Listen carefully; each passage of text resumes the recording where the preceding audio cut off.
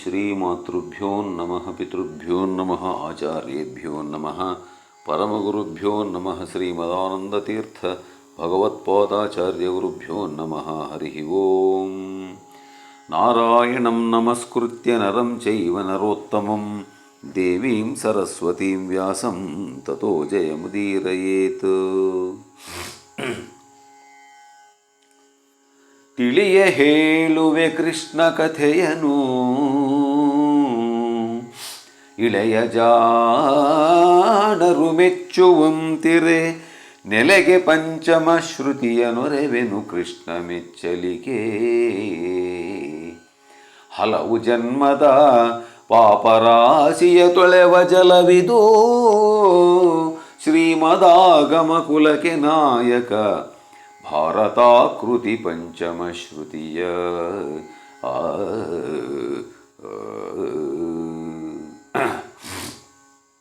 ನನ್ನ ಆತ್ಮೀಯ ಅಧ್ಯಾತ್ಮ ಬಂಧುಗಳೇ, ಕುಮಾರವ್ಯಾಸ ಭಾರತದ ಭೀಷ್ಮ ಪರ್ವದ 8ನೆಯ ಸಂಧಿಯ ಸೂಚನೆ. ಬೆಗಡುಗೊಂಡುದು ದ್ರೋಣ ಶಲ್ಯಾದಿಗಳು, ಪಾರ್ಥನ ವಿಕ್ರಮಾನಲ ಮಗೆದು ಸುರಿದುದು ಸಕಲ ಕೌರವ ಸೈನ್ಯ ಸಾಗರವ.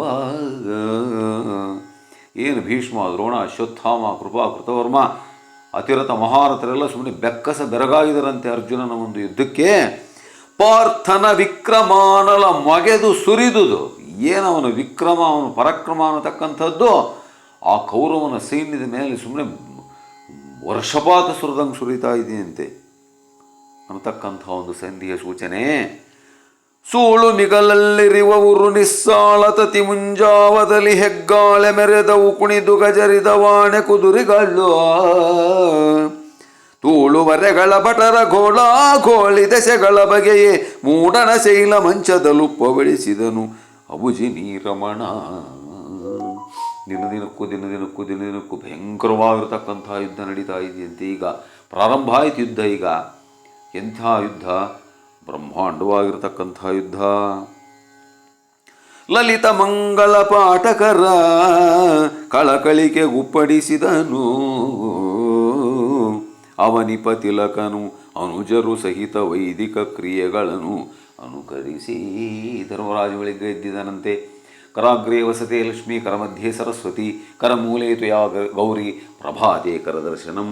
ಬೆಳಿಗ್ಗೆ ಎದ್ದ ತಕ್ಷಣ ನಮ್ಮ ಕೈಯನ್ನು ಹೀಗೆ ಉಜ್ಜಿಬಿಟ್ಟು ನೋಡಿದರೆ ಕರಾಗ್ರೇ ವಸತೆ ಲಕ್ಷ್ಮಿ, ಅಗ್ರದಲ್ಲಿ ಲಕ್ಷ್ಮಿ, ಕರಮಧ್ಯೆ ಸರಸ್ವತಿ, ಕರದ ಮಧ್ಯದಲ್ಲಿ ಸರಸ್ವತಿ, ಕರಮೂಲೇತು ಯಾ ಗೌರಿ, ಆ ಮೂಲದಲ್ಲಿ ಗೌರೀದೇವಿ ಇರ್ತಾಳಂತೆ. ಪ್ರಭಾತೆ ಕರದರ್ಶನಂ ಅಂತ. ಅದಕ್ಕೋಸ್ಕರ ನಾವು ಪ್ರತಿಯೊಬ್ಬರೂ ಕೂಡ ಆ ಕೆಲಸವನ್ನು ಮಾಡಬೇಕು ಅಂತ ಹೇಳ್ತಾ ಧರ್ಮರಾಜ ಎದ್ದುಬಿಟ್ಟು ಮಂಗಳ ಸ್ನಾನವನ್ನು ಮಾಡಿ ನಿತ್ಯ ಕರ್ಮಗಳನ್ನೆಲ್ಲವನ್ನು ಮುಗಿಸಿಬಿಟ್ಟು ನಳಿನ ನಾಭನ ಮಧುರ ವಾಣಿ ಲುಳಿತ ಪರಮಾಶೀರ್ವಾ ವಚನ ಪರಿಕಲಿತ ಕವಚಿತ ಕಾಯ ಪಾಂಡವರಾಯ ಹೊರವಂಟ. ಪರಮಾತ್ಮನಿಗೆ ನಮಸ್ಕಾರವನ್ನು ಮಾಡಿದ್ದಾನೆ ಆ ಬಿಡಾರದಲ್ಲಿ. ಮಾಡಿಬಿಟ್ಟು ಆ ಭಗವಂತನ ವಜ್ರ ಕಾಯದ ರೂಪದಲ್ಲಿರತಕ್ಕಂಥ ಆಶೀರ್ವಾದವನ್ನು ಪಡೆದಿದ್ದಾನೆ. ಅಬ್ಬಾ ಧರ್ಮರಾಜ ಗೆಲ್ತಿ ಹೋಗು ನೀನು ಅಂತ ಹೇಳಿಬಿಟ್ಟು ಕೃಷ್ಣ ಆಶೀರ್ವಾದವನ್ನು ಮಾಡಿದ್ದಾನೆ. ಆವಾಗ ರಥವನ್ನೇ ಏರಿದ್ದಾನೆ ಧರ್ಮರಾಜ. ಉಬ್ಬಿದವು ಒಬ್ಬೆಗಳು ಬಿಲುದನಿಗಬ್ಬರಿಸಿದವು ನಭದ ಗಜ ಹಯದಬ್ಬರಣೆಗಳು ವಾಯಿಗಡಿಸಿತು ಸಿಡಿಲ ಸಡಗರವ. ಕೊಬ್ಬಿ ಹರಿದುದು ವಿವಿಧ ವಾದ್ಯದ ನಿಬ್ಬರದ ನಿಡುದನಿಯು ಜಲನಿಧಿಗಬ್ಬ ವಿಕ್ಕಿತು ಸೈನ್ಯ ಜಲಧಿಯ ಬಹಳ ಗರ್ಜನೆಗೆ. ಏನು ಕುಮಾರವ್ಯಾಸನ ಒಂದು ವರ್ಣನೆ! ಸುಮ್ಮನೆ ಹಾಕಿ ಚೆಚ್ಚಿ ಕೊಂದು ಮೆಟ್ಟಿ ಒಂದಲ್ಲ ಯುದ್ಧ. ಏನು ಸುಮ್ಮನೆ ಆ ಒಂದು ಶಬ್ದಗಳು ಎಲ್ಲಿ ಹುಡುಕಿದನು ಕುಮಾರವ್ಯಾಸ. ಒಬ್ರಿಗೊಬ್ಬರು ಕುಸ್ತಿ ಹಿಡ್ಕೊಂಡು ಆಡ್ಕೊಳ್ತಾ ಇರತಕ್ಕಂಥ ಒಂದು ಶಬ್ದ ಈ ಕುಮಾರವ್ಯಾಸನ ಭಾರತದಲ್ಲಿ ಆ ಶಬ್ದನೇ ಕೇಳಿಸ್ತಾ ಇದೆಯೇನು ಯುದ್ಧರಂಗದ್ದು ಅನ್ನೋ ರೀತಿಯಲ್ಲಿ ವರ್ಣನೆ. ಕುಣಿದು ಮುಂಚಿತು ಚೂಣಿ ಸಮರಾಂಗಣದ ಕೇಳಿ ಬಾಲಕರು ಸಂದಣಿಸಿ ಹೊಕ್ಕರು ಜಯವಧೂಟಿ ವಿರಹ ಕಾತರರು. ಗಣನೆ ಇಲ್ಲದ ಗಜರಥದ ವಾರಣೆಯ ಬಾರಿಯ ಬಡರೊಡನೆ ಥಟ್ಟಣೆಯ ಮೇಲೆ ಮಹಿಷ ಹೊಕ್ಕನು ಕಾಳೆಗದ ಕಳನ. ಏನು ಹಿಂದೆ ಸಾವಿರಾರು ಜನ ಅಕ್ಷೋಹಿಣಿ 7 ಅಕ್ಷೋಹಿಣಿ ಸೈನ್ಯ ಆಗಲೇ ಒಂದು ಸ್ವಲ್ಪ ಹೋಗಿದೆ, ಭೀಷ್ಮಾಚಾರ್ಯರಲ್ಲಿ ಕೊಂದಾಕಿದ್ದಾರೆ. ಆ ಸೈನ್ಯವನ್ನು ಇಟ್ಕೊಂಡು ಧರ್ಮರಾಜ ನುಗ್ಗಿಬಿಟ್ಟನಂತೆ ದುರ್ಯೋಧನನ ಸೈನ್ಯದೊಳಗೆ. ಈ ಕಡೆ ಏನಾಯ್ತಪ್ಪ ಅಂತಂದರೆ ಅರಸನುಪ್ಪವಿಡಿಸಿದನು. ದುರ್ಯೋಧನ ಬೆಳಿಗ್ಗೆ ಎದ್ದಿದನಂತೆ. ಅವನೀಶ್ವರ ವಿಹಿತ ಸಂಧ್ಯಾಭಿವಂದನ ವರಮಹೀಸುರ ವರ್ಗ ಸತ್ಕಾರವನ್ನು ನೆರೆ ಮಾಡಿ ಬೆಳಿಗ್ಗೆ ಎದ್ದು ಸ್ನಾನ ಸಂಧ್ಯಾವಂದನಾದಿಗಳನ್ನು ಮುಗಿಸಿದ್ದಾನೆ. ಅಲ್ಲಿ ಬ್ರಾಹ್ಮಣರಿಗೆ ಒಂದು ದಕ್ಷಿಣೆ ತಾಂಬೂಲಾದಿಗಳನ್ನು ದಾನಗಳನ್ನು ಕೊಟ್ಟಿದ್ದಾನೆ. ಸುರನದಿ ಜನ ಮನೆಗೆ ಬರಲು ನೇರವಾಗಿ ಭೀಷ್ಮಾಚಾರ್ಯರ ಮನೆಗೆ ಬಂದಿದ್ದಾನಂತೆ. ಕಡೆಯಲ್ಲಿ ನೃಪತಿಗ ವಿಸ್ತರವ ವಿರಚಿಸಿ ಜೋಡ ತೊಟ್ಟನು ರಥದಿ ಮಂಡಿಸಿದ್ದ. ಆವಾಗ ಭೀಷ್ಮಾಚಾರ್ಯರು ಕೂಡ ಧರ್ಮರಾಜನ ಜೊತೆಗೆ ಆ ಯುದ್ಧಕ್ಕೆ ರೆಡಿಯಾಗಿದ್ದಾರಂತೆ. ಇಬ್ಬರೂ ಕೂಡ ಅವರವರ ರಥಗಳನ್ನು ಏರಿದರಂತೆ. ವೀರಸೇನಾಪತಿಯ ಸನ್ನೆಗೆ ಭೂರಿ ಬಲ ಹಬ್ಬಿದುದು ದಿಕ್ಕುಗಳೋರೆ ಹಿಗ್ಗಿದ ವಮಮಾಕ ತಗ್ಗಿದ ರಹಿಪ ಕೂರುಮರು. ಭೂಮಿಯನ್ನು ಹೊತ್ತಿರತಕ್ಕಂಥ ಆದಿಶೇಷ ಅಷ್ಟದಿಗ್ಗಜಗಳು ಇವೆಲ್ಲವೂ ಕೂಡ ಒಂದು ಭಾರಕ್ಕೆ ತಗ್ಗಿದವೆ. ಅಂದರೆ ಅದರ ಅರ್ಥ ಏನು ಅಂದರೆ ಅಂಥ ಭಯಂಕರವಾಗಿರ್ತಕ್ಕಂಥ ಸೈನ್ಯ ಹೊರಟಿದೆ ಕೌರವನ ಕಡೆಯಿಂದ ಅಂತ.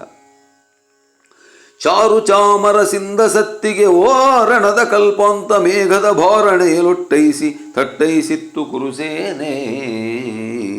ಬರ್ತಾ ಇದೆಯಂತೆ ಹೊಗರುಗುವ ಜಲಪಿಸುವಡಾಯುಧ ನೆಗಹಿತೂಗುವ ಲೌಡಿಗಳ ಮನೆ ಜಗಜಗಿಸಿ ಜಾಡಿಸುವ ಸಬಳದ ತಿರುಗುವ ಅಂಕುಶದ ಬಿಗಿದುಗಿವ ಬಿಲ್ಲುಗಳ ಬೆರಳೊಳಗೊಗೆವ ಕೂರಂಬುಗಳ ಸುಬಟಾಳಿಗಳೊಡನೆ ಗಾಂಗೇಯ ಹೊಕ್ಕನು ಕಾಳೆಗದ ಕಳನ.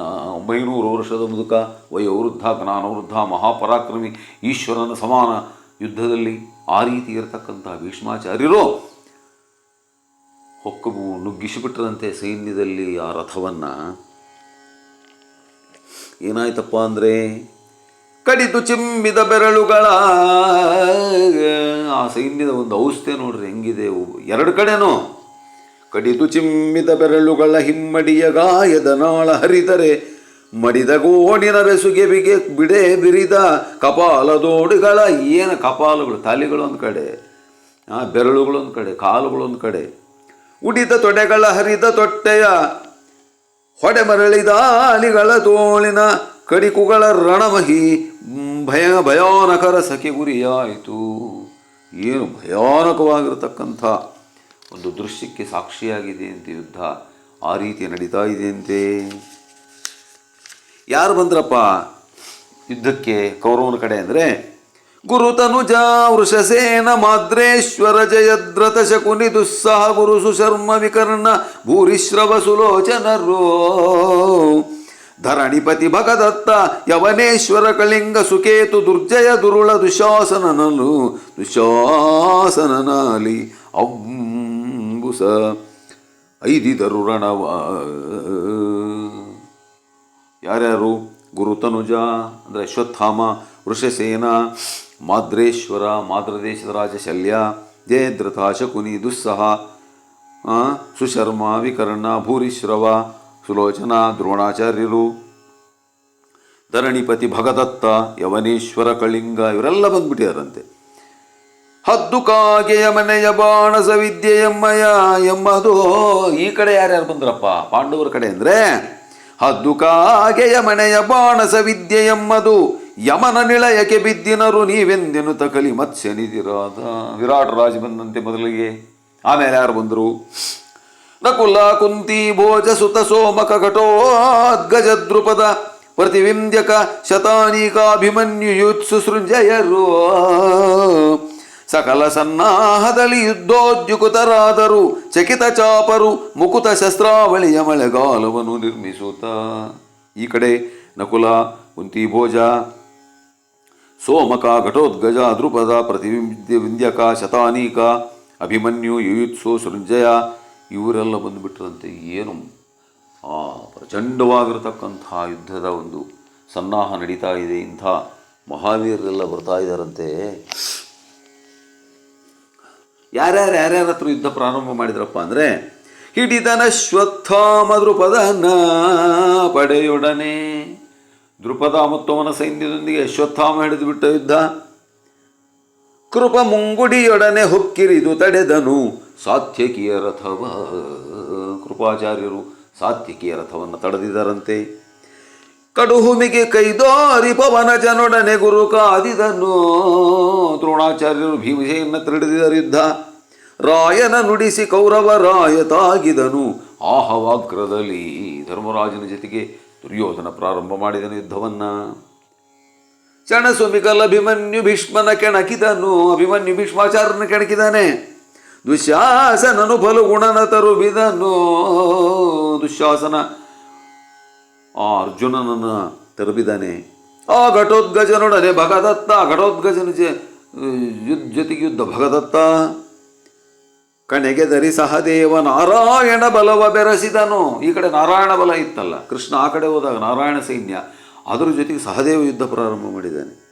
ಮಚ್ಚನ ಹೊಣಕೆಯಿಂದ ಸುಶರ್ಮತಾಗಿದನು. ರಸ ಕೇಳಿಂದ ಸುಶರ್ಮ ಆ ವಿರಾಟ್ ರಾಜನ ಜೊತೆಗೆ ಯುದ್ಧವನ್ನು ಪ್ರಾರಂಭ ಮಾಡಿದ್ದಾನೆ. ಬೆರೆಸಿ ಹೊಯ್ದರು ತಿವಿದರೆಚ್ಚರು ಹರೆಗಡಿದರೆತ್ತಿದರು. ಅರೆದರು ಎಟ್ಟರಸಿದರು ತರಿದರು ತುಳುಕಿ ತೂರಿದರು. ಸರಳು ಸರಿಯಲು ಜೋಡು ಜರಿಯಲು ತುರಗಜ ಧೂಪಿಸೆ ಸಾರಥಿಯ ಕೈ ಹರಿಯೆ ಕಾದಿತು ವೀರನಾಯಕವಾಡಿ ಧೈರ್ಯದಲ್ಲಿ. ಒಬ್ಬರನ್ನೊಬ್ಬರು ಹೊಡಿತಾ ಇದ್ರೆ ಭಯಂಕರ.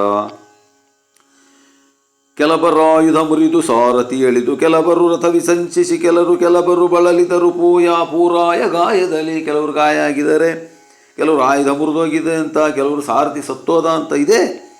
ಕೆಲವರು ಜುನುಗಿತು ಕಂಡ ಮುಖದಲ್ಲಿ, ಕೆಲವರು ಕರೆದರು ಕೈ ಮನದ ಕಡುಗಳಿಗಳೆಚ್ಚಾಳಾಗಿ ನಿಂದರು.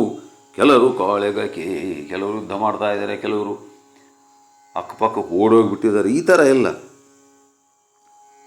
ಆರಿಹೋಯಿತೇ ವೀರರಸ ತಲೆದೋರೆ ಕೇಳಾರಣಕೆನುತ ಕೈ ಮೀರಿ ಕವಿದರು. ದ್ರುಪದ ಕೈಕಯ ಮತ್ಸ್ಯ ಸೃಂಜಯರು. ದ್ರುಪದ ಕೈಕಯ ದೇಶದ ರಾಜ, ಮತ್ಸ್ಯ ಸೃಂಜಯ ಇವರೆಲ್ಲ ನುಗ್ಗಿಬಿಟ್ರಂತ ಕೌರವನ ಸೈನ್ಯದೊಳಗೆ. ಕಡುಹು ಮುರಿದುದು ಕೌರವೇಂದ್ರನ ಪಡೆಯ ತರಹರ ದಿಕ್ಕುಗೆಟ್ಟುದು. ಇವರು ನುಗ್ಗಿದ್ದಕ್ಕೆ ದುರ್ಯೋಧನ ಸೈನ್ಯ ದಿಕ್ಕಾಪಾಲಾಗಿ ಓಡಿಬಿಡ್ತಂತೆ. ಮಳಮುರಿಯಲಂಗೈಸಿದರು ದುಶ್ಯಾಸನಾದಿಗಳು. ದುಶ್ಯಾಸನಾದಿಗಳೆಲ್ಲ ನೋಡಿಬಿಟ್ರು, ಸೈನ್ಯ ಓಡಿ ಬರೋದನ್ನು ನೋಡಿ ತಿರುಗಿ ಬಿದ್ದುಬಿಟ್ರು.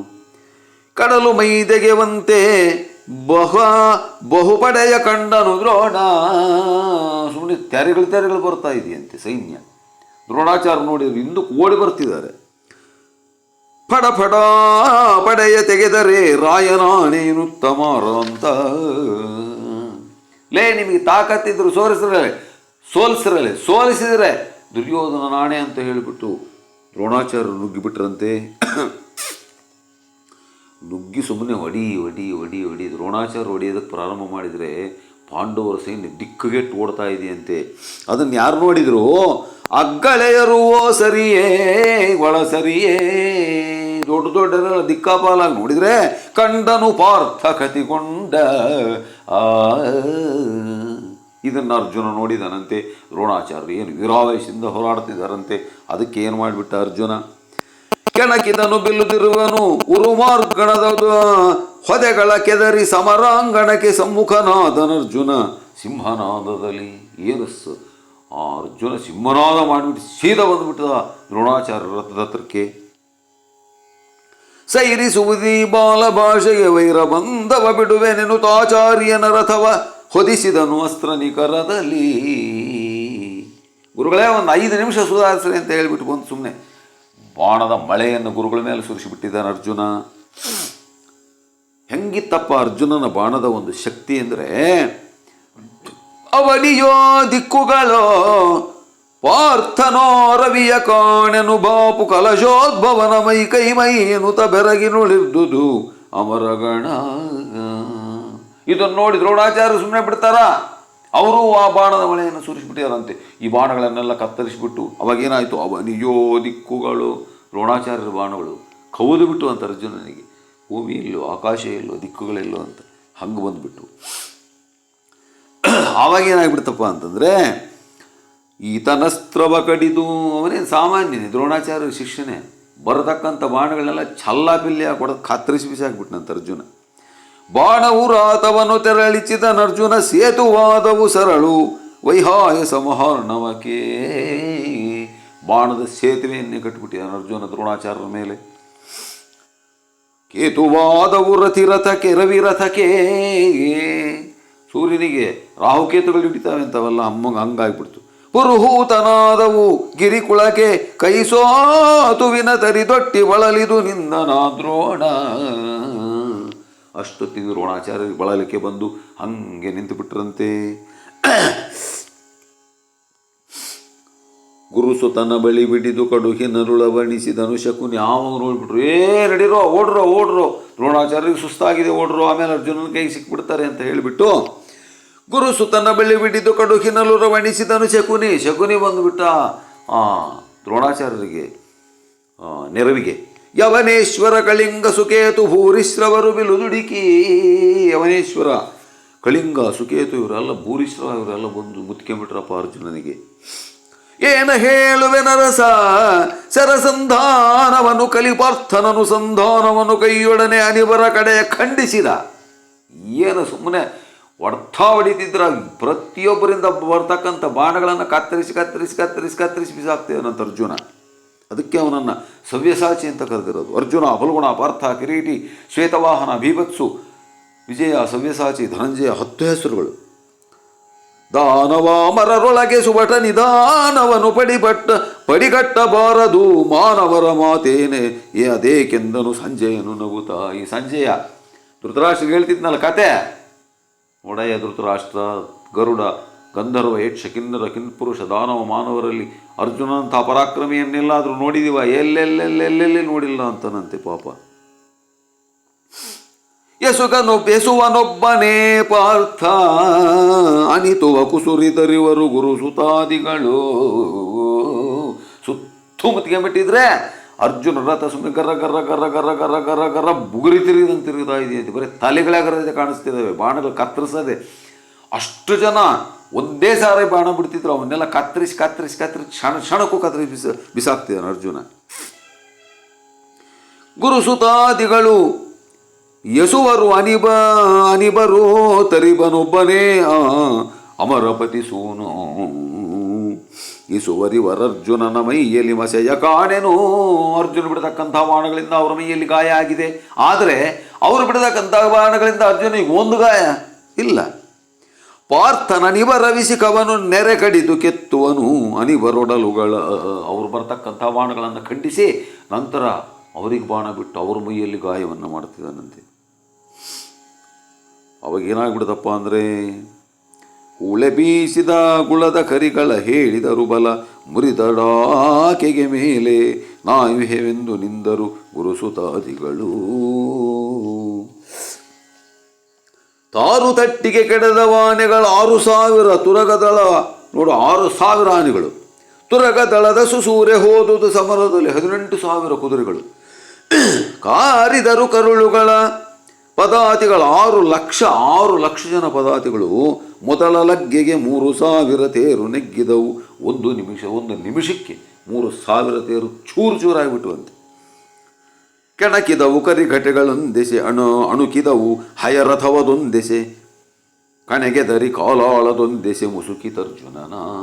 ಏನು ಕಾಲಾಳುಗಳು, ಆನೆಗಳು, ಕುದುರೆಗಳು, ಸೈನಿಕರು, ಅತಿರಥ ಮಹಾರಥರು ಸುಮ್ಮನೆ ಮುಂಗಾರು ಮಳೆದು ಅಂತ ಸುರಿತಾ ಇದೆಯೇನೋ ನಂಗೆ ಮುತ್ತಿಬಿಟ್ಟಿದಾರಂತೆ. ಏನು ಹೇಳಬೇಕಯ್ಯ ಅರ್ಜುನನ ಯುದ್ಧ. ಏನು ಮಾಡಿಬಿಟ್ಟ? ಮತ್ತೆ ಮುರಿದನು 10,000 ಮತ್ತ ಗಜವನು ರಥಚಯವ ನುಗ್ಗೊತ್ತಿದನು 12,000 ರಥ ರಣಾಗ್ರದಲ್ಲಿ. ಮತ್ತೆ ಮುರಿದನು 10,000 ಮುರಿದಿದ್ದಾನೆ. ಮತ್ತ ಗಜ ಭಯಂಕರವಾಗಿರ್ತಕ್ಕಂಥ ಆನೆಗಳನ್ನು ರಥಚಯವ ನುಗ್ಗೊತ್ತಿದನು 12,000 ರಥಗಳನ್ನು ಮುರಿದಿದ್ದಾನೆ. ಹೊತ್ತಿತ ತನ್ನ ವಿಗ್ರಮಗ್ನಿಗೆ 10 ಕೋಟಿ ಪದಾತಿಗಳನ್ನು ಗೆದ್ದುಬಿಟ್ಟಿದೆ. ರಾವುತರು ತೆತ್ತರಸುವನು 1,00,000 ಕೌರವರಾಯ ಸೇನೆಯಲ್ಲಿ. 1,00,000 ಜನ ಬರೀ ಸಾರಥಿಗಳೇ ಸತ್ತಿದರಂತೆ. ಏನು ವಿಪರೀತ ಅರ್ಜುನನ ಯುದ್ಧ. ಅಷ್ಟೊತ್ತಿಗೆ ದ್ರೋಣಾಚಾರ್ಯ ಸೀದಾ ಬಂದು ನಿಲ್ಲಿಸಿಬಿಟ್ರು ಅರ್ಜುನ. ಅರ್ಜುನ, ನಾನದಾರೆಂದರಿಯ ಪಡಗುರು ಸೋನುವಲ್ಲ. ಅಶ್ವತ್ಥಾಮ ಬಂದು ನಿಲ್ಲಿಸಿಬಿಟ್ಟಾರ ತಾನೆ. ಅರ್ಜುನ, ನಾನು ಗುರುಸುತ ಕಣೋ ಅಶ್ವತ್ಥಾಮ ಬಂದಿರೋದು. ವೈರಿ ತಿಮಿರಕ್ಕೆ ಭಾನೋ ಬಗೆಯೈ ಎನ್ನುತ್ತ ಹೊಕ್ಕನು ದ್ರೋಣನಂದನನು. ವೈರಿಗಳ ತಿಮಿರಕ್ಕೆ ನಾನು ಭಾನು ಅಂತ ಹೊಕ್ಕುಬಿಟ್ಟೆ. ಕಳಹದಿರು ಮೈದೋರು ದಾನವ ಕುಲ ದಿಶಾಪಟ ಸಹಿತ ನೀನೆಸು ಕಳೆಯದಿರು ಕಾಲವನೆನುತ ಕವಿದೆಚ್ಚರ ತಿರತರು. ಅತಿರಥ ಮಹಾರಥರು ಆ ಸಮೀಪಕ್ಕೆ ಬಂದು ನುಗ್ಗಿಬಿಟ್ರು. ಗುರುಸುತನ ಕೂರಂಬು ದ್ರೋಣನ ಸರಳ ಸಾಗರ ಶಲ್ಯನಂಬಿನ ಹೊರಳಿ ಶಕುನಿಯ ಬಾಣ ಪಂಜರ ಕೃಪನ ಚರಮೇಘ ಕುರುಪತಿಯ ನಾರಾಚವರ ದುರ್ಧರುಷ ಸೈಂಧವ ಶಕುನಿ ಕೃತವರ್ಮರ ಶರಾವಳಿ ಹೂಳಿದವು ದ್ಯಾವಾಮಹಿ ತಳವ. ಮೂವಿಂದ ಆಕಾಶದ ತನಕ ಎಲ್ಲ ಹೊಡಿ ಅರ್ಜುನನ ಆಕಾಶದ ತನಕ ಮುತ್ತಿಬಿಟ್ಟಿದವಂತೆ ಸೈನ್ಯ ಅರ್ಜುನನಿಗೆ. ಇದು ಬಾಣಗಳು. ಆವಾಗ ಅರ್ಜುನ ಅವನ್ನೆಲ್ಲ ಕಡಿದು ಬಿಸಾಕಿ ಮತ್ತೆ ಹೊಸ ರಥ ನೂತನಸ್ತ್ರದಲ್ಲುತ್ತಮ ಪ್ರತ್ಯುಗ್ನ ಚಾಪದಲೊತ್ತರಿಸಿ ಕವಿದುದು ಕಿರೀಟಿಯ ರಥವ ಮುರಿಯನುತ್ತ. ಇವ್ರು ಹೊಡೆದಂಗೆಲ್ಲ ಅವ್ರು ಬಂದಂಗೆಲ್ಲ ರಥ ಚೂರಾದಂಗೆಲ್ಲ ಹೊಸ ರಥ ತಂದಂಗಿಲ್ಲ, ಬಿಲ್ಲು ತುಂಡಾದಂಗೆಲ್ಲ ಬಿಲ್ಲು ಅಲ್ಲೇ ಒದಗಿಸೋರು ಇರ್ತಾರೆ, ಎಲ್ಲ ಸಪ್ಲೈ ಆಗ್ತಿರ್ತವೆ. ಮತ್ತೆ ಕಡಿದನು ರಥವ ಚಾಪವ ಮತ್ತೆ ಹೊಸ ಹೂಟೆಯುಳು ಹೊಕ್ಕರು ತೆತ್ತು ಸವೇರು ಶೌರ್ಯದ ಅಭಿಮಾನವನು ಪಟುಭಟರು. ಏನು ಭಯಂಕರವಾಗಿರ್ತಕ್ಕಂಥ ಸೈನ್ಯ. ಹೊಡಿ ತೆರಳೆ ಕಡಿದನು ಮತ್ತೆ ದ್ರೋಣನ ಗುರುಸುತನ ಸೈನ್ಯವನ ಮದ್ರೇಶ್ವರ ನ ಚಾಪವ ಕಡಿದು ಹೂಳಿದ ನೋಡಲು ಅಂಬುಗಳ ಬಂದಿದ್ರಲ್ಲ ಅವರೆಲ್ಲ ದ್ರೋಣಾಚಾರ್ಯರು, ಅಶ್ವತ್ಥಾಮಾಚಾರ್ಯರು, ಸೈಂಧವ, ಮಾದ್ರೇಶ್ವರ, ಶಲ್ಯ, ಅವ್ರ ಶರೀರದಲ್ಲೆಲ್ಲ ಸುಮ್ಮನೆ ಓಡಿಸಿಬಿಟ್ಟಿದನಂತ ಬಾಣನ ಅರ್ಜುನ. ಗಾಯ ಒಡೆದರು ಸುರಿಯುವ ಸರಳಿಗೆ ನಾಯಕರು ಮರಳಿದರು. ಇಂಥವರೆಲ್ಲ ಹೆಂಗ ಬಂದಿದ್ರು ಹಂಗೆ ಕಿತ್ಕೊಂಡು ಹೋದ್ರಂತ ಹಿಂದಕ್ಕೆ. ಪೌರುಷ ಮಾಯವಾಯಿತು ತನು ನಡುಗಿತು ಅಡಿಗಡಿಗೆ ಡೆಂಡೆನಿಸಿ. ಪೌರುಷ ಇಲ್ಲೋಯ್ತು, ಸುಮ್ಮನೆ ಗಡ ಏಟಿಗೆ ನಡುಗ್ತಿದಾರಂತೆ. ಕಾಯಗಟ್ಟಿತು ಭೀತಿ ಬಿರುದಿನ ಎಣಿಕೆ ಬಯಲಾಯ್ತು. ಜೀವದ ಬೀಯ ಕಿವರಂಜಿದರು ನೆನೆದರು ಮನೆಯ ರಾಣಿಯರ. ಅವರವ್ರ ಹೆಂಡಂದ್ರೆ ಜ್ಞಾಪಿಸ್ಕೊಂತಿದಾರಂತೆ. ನಾವು ನೆಗೆದು ಬಿದ್ದೋದ್ರೆ ಅವರು ಏಕಾಕಿ ಆಗ್ತಾರಲ್ಲ, ಏಕಾಂಗಿ ಗತಿ ಏನಪ್ಪ ಅಂತ. ಒಟ್ಟಿದವು ಕೈಲುಗಳು ಸತ್ತಿಗೆ ಬೆಟ್ಟವಾದವು ಸಿಂಧ ಜಲೆಗಳು ನಟ್ಟಡವಿ ಪವಡಿಸಿದ ತೆರನಾದು ರಣಾಗ್ರದಲ್ಲಿ. ತಟ್ಟು ಮುರಿದುದು ಸೈನ್ಯ ಸೋತ ದಿಕ್ಕಾಪಾಲಾಗ್ಬಿಡ್ತು. ತೋರೆ ತೆರೆ ಸಾಲಿಟ್ಟ ಸಾಗರದಂತೆ ರಾಯಗರಟ್ಟ ಕಂಡನು ಕೌರವೇಶ್ವರ ಸಕಲ ಮೋಹರವ. ಆವಾಗ ದುರ್ಯೋಧನಲ್ಲಿ ಎಲ್ಲೋ ನಿಂತ್ಕೊಂಡು ಸುಮ್ಮನೆ ನೋಡ್ತೇನಂತೆ, ಕಿತ್ಕೊಂಡು ಓಡಿ ಬರ್ತೇನೆ. ಸಮುದ್ರದ ತೆರೆಗಳು ಬಂದಂಗೆ ದುರ್ಯೋಧನ ನೋಡ್ತಾ ಇದ್ದಾನೆ. ಹೊರಳಿ ಒಡೆದು ಮಹಾಪ್ರಧಾನರು ಮರಳಲಾಪೂತು ಮಜ ದರದುರವ ಮಾಡಿದಿರೇಕೆ ಕರೆ ಬಿರುದ ಬೆಸಕೊಂಬ. ಗುರುತನಯನೋ ಚಾಪ ವಿದ್ಯಾಧರನೋ ಶಲ್ಯನೋ ಕೃಪನೋ ಶಕುನಿಯೋ ವರಮಹಾರಥರಿದ್ದರು ಓಡುವರಲ್ಲದಿಟವೆಂದ. ಕರೆಯಲಿ ಎಲ್ಲೋದ್ರವರೆಲ್ಲ ಭೀಷ್ಮ ದ್ರೋಣ ಕೃಪಾ ಅಶ್ವತ್ಥಾಮ ಕೃಪಾ ಕೃತವರ್ಮ ಎಲ್ಲ ದಿಕ್ಕುಗೆಟ್ಟು ಹೋಗ್ತಾ ಇದೆಯಲ್ಲ ಸೈನ್ಯ. ಕಾಪಾಡೋರಿದ್ರು ಬರ್ರೆಯ ಯಾಕೆ ಹಂಗೆ ಓಡ್ತಿದ್ದೀರಿ? ಅವನ ಕಂಡುಬಿಡ್ತೇನೆ ದುರ್ಯೋಧನ ಬಾಬು. ಆನೆಗಳು ಮರಳಿದವು ಸುಭಟನಿಕ ನಿಧಾನರು ಕರೆಸಿದರು. ಎಲ್ಲ ಆನೆ ಕುದುರೆಗಳೆಲ್ಲ ದಿಕ್ಕಪಾಲು. ಫಡಸುರದೇನುಗಳಲ್ಲ ಕರೆಯರೆ ಪರಬಲಕ್ಕೆ ವಂಚಿತವ. ಈ ನಪುಂಸಕರುಗಳ ನಂಬಿದ ನಾನು ನೀತಿಜ್ಞನೆ ಅನ್ಕಂತ ನಾನು ದುರ್ಯೋಧನ. ಈ ನಪುಂಸಕರನ್ನು ನಂಬಿರ್ತಕ್ಕಂಥ ನಾನು ನೀತಿಜ್ಞನ? ಏನಯ್ಯ ಇದು ನನ್ನ ಕರ್ಮ. ಮಹಾದೇವ ಏನು ಹೇಳುವೆನೆನುತ ಭೀಷ್ಮನ ಹೊರಗೆ ನಡೆ ತಂದ. ಏನು ಹೇಳಪ್ಪ ಇವನ ಕತೆ, ಅರ್ಜುನನ ಕತೆ. ಇವ್ರು ನೋಡಪ್ಪ ಹೆಂಗೆ ಓಡಿ ಬರ್ತಿದ್ದಾರೆ. ದುರ್ಯೋಧನ ಒಂಥರ ನತದೃಷ್ಟ. ಯಾಕೆಂದರೆ ಒಳ್ಳೆಯೇ, ಆದರೆ ಮನಸ್ಸಿನಲ್ಲೇ ಛಲ, ಕೆಟ್ಟ ಬುದ್ಧಿ. ಜಾಲಿಯ ಮರದಂತೆ ದುರ್ಜನರು ಮೂಲಾಗ್ರ ಪರ್ಯಂತ ಮುಳ್ಳು ಕೂಡಿಪ್ಪಂಥ. ಜಾಲಿಯ ಮರದಂತೆ ದುರ್ಜನರು. ಏನೋ ಜಾಲಿ ಮರದಂಗಂತೆ ದುಷ್ಟರು. ಏನೋ ಹಸಿದು ಮುಂದವರಿಗೆ ಹಣ್ಣು ಇಲ್ಲ, ಬಿಸಿಲಲ್ಲಿ ಬಳಲಿ ಬಂದವರಿಗೆ ನೆರಳಿಲ್ಲ, ಹಸಿದು ಬಂದವರಿಗೆ ಹಣ್ಣು ಇಲ್ಲ. ಕುಸುಮ ವಾಸನೆ ಇಲ್ಲ, ಕೂಡ್ರಲು ಸ್ಥಳವಿಲ್ಲ, ರಸದಲ್ಲಿ ಸ್ವಾದವು ವಿಷದಂತೆ ಇರುತಿಹ, ಜಾಲಿಯ ಮರದಂತೆ ದುರ್ಜನರು. ಬರೀ ಇವನು ಬುದ್ಧಿನೇ ಜಾಲಿ ಮರದ್ದು. ಏನು ಮಾಡೋಕ್ಕಂತ? ಅದಕ್ಕೆ ಅವನು ಅನುಭವಿಸಲೇಬೇಕು, ಅವನ ಜೊತೆಗಿರೋರು ಅನುಭವಿಸ್ಬೇಕು. ದ್ರೋಣ, ಭೀಷ್ಮ, ಅಶ್ವತ್ಥಾಮ, ಕರ್ಣಾಕರು ಎಲ್ಲ ಒಳ್ಳೆಯರೇ. ಸಹವಾಸದಿಂದ ಸನ್ಯಾಸಿ ಕೆಟ್ಟ ಅಂತ. ಯತಿ ಕೆಡಗು ದುಸ್ಸಂಗದಲ್ಲಿ, ಭೂಪತಿ ಕೆಡಗು ದುರ್ಮಂತ್ರಿಯಲ್ಲಿ, ಸುತ ಕೆಡಗು ಲಾಲನೆಗಳಲ್ಲಿ, ಕೃಷಿ ಕೆಡಗು ಉಪೇಕ್ಷೆಯಲ್ಲಿ ಅಂತ ಹೇಳಿಬಿಟ್ಟು ಆ ವಿದುರ ನೀತಿಯಲ್ಲಿ ಬರುತ್ತಲ್ಲ. ಯತಿ ಕೆಡಗು ದುಸ್ಸಂಗದಿಂದ ಯತಿ ಕೆಡ್ತಾನೆ, ದುರ್ಮಂತ್ರಿಯಿಂದ ರಾಜ ಕೆಡ್ತಾನೆ.